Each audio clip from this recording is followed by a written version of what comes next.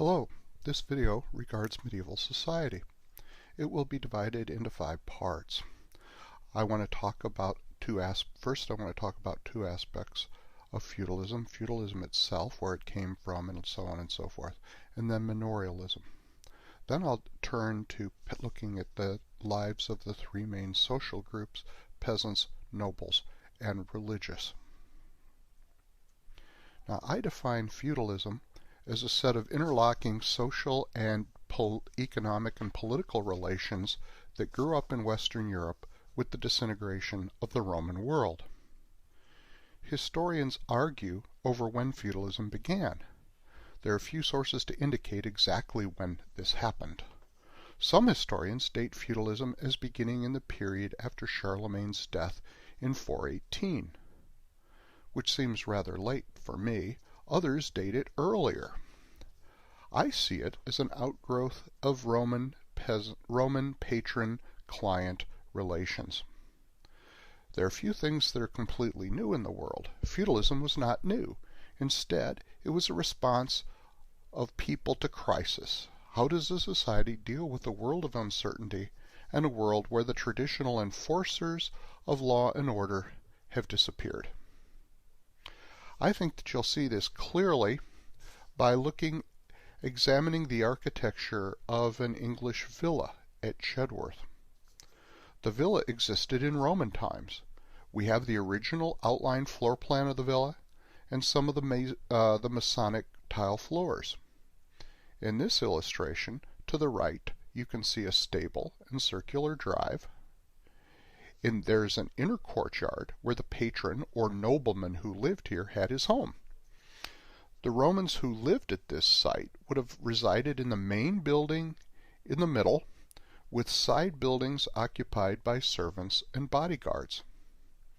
You'll notice as well in the very middle of the screen, to the back of the drawing, a temple to the family gods. You can also see behind the main house a garden and room for the family to relax. Around the entire complex, and I've drawn a red line to show clearly where it was, there was a 1-foot thick, 6-foot high wall to keep kids and wild animals out of the family's home.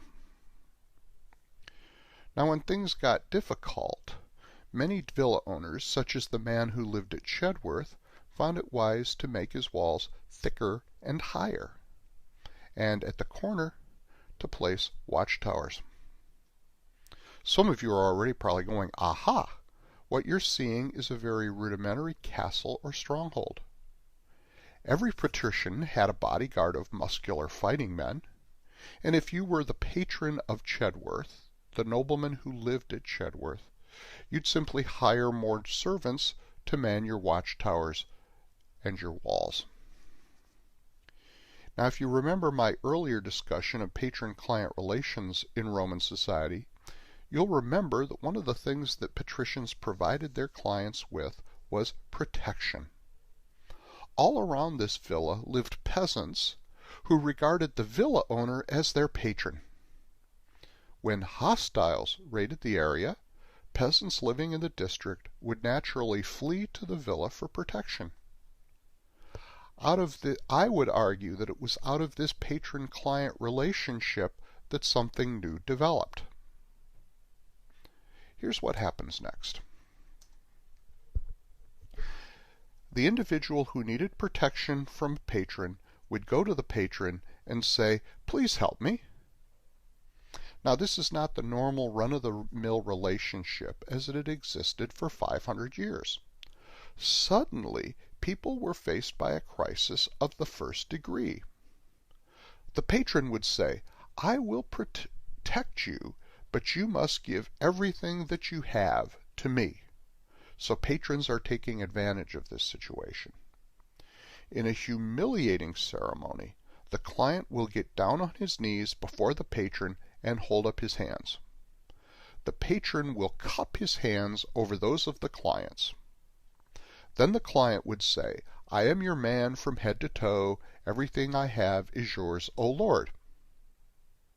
Through this action, the client gave up everything: his land, his home, his possessions, his very freedom.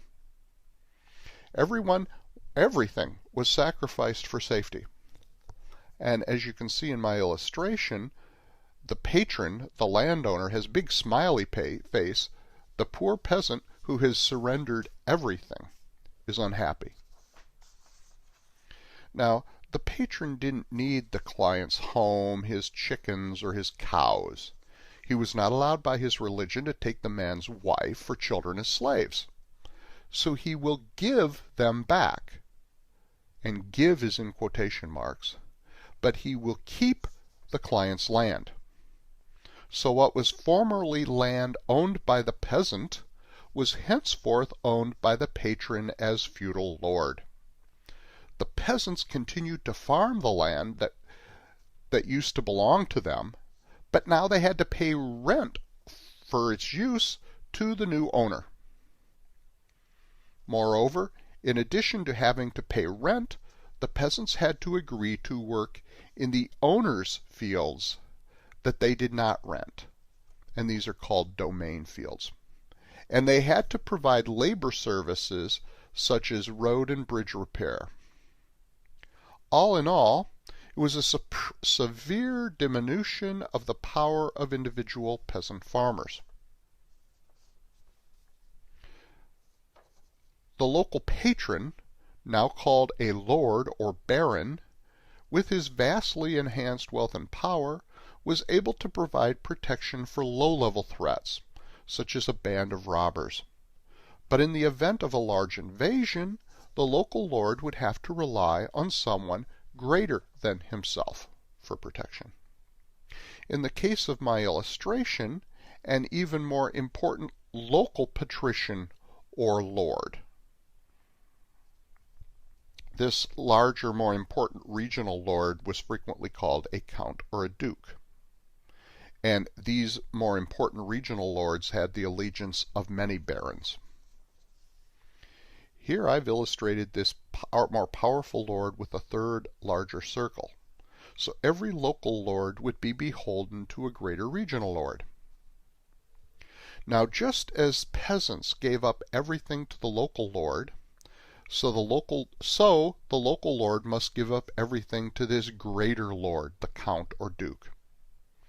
Just as the patron didn't need everything the peasant owned, so the regional lord doesn't need everything the baron possesses. Instead, he gave the local lord his land back in return for a promise of military service. The local lord promised that when the guy at the top of the hierarchy went to war and needed help, he, the baron, would provide soldiers. When you held land, as the local nobles did, in return for military service, that land was called a fief. It was from the word fief that we derive our term feudalism. Now, feudalism was a very hierarchical system. The count or duke would have had an even more important or powerful person to whom he had done fealty, and at the top of this feudal pyramid was a king, and above the kings was the Holy Roman Emperor. It was a world of which the chroniclers said, "Every man has a lord." This is one of the things to understand about feudalism. There are no free actors. Everyone was theoretically subjugated to someone else. Now, it was a time of decentralized power. The relationship of the middle nobleman with the more important nobleman was important, but for most people, that is peasants, the important relationships were local relationships. When a person got beyond the level of the count, kings had very little to do with the day-to-day lives of the mass of the people. These daily lives were centered on the local lord. It was your local lord who would protect you. It was your local lord to whom you owed rent and obligations.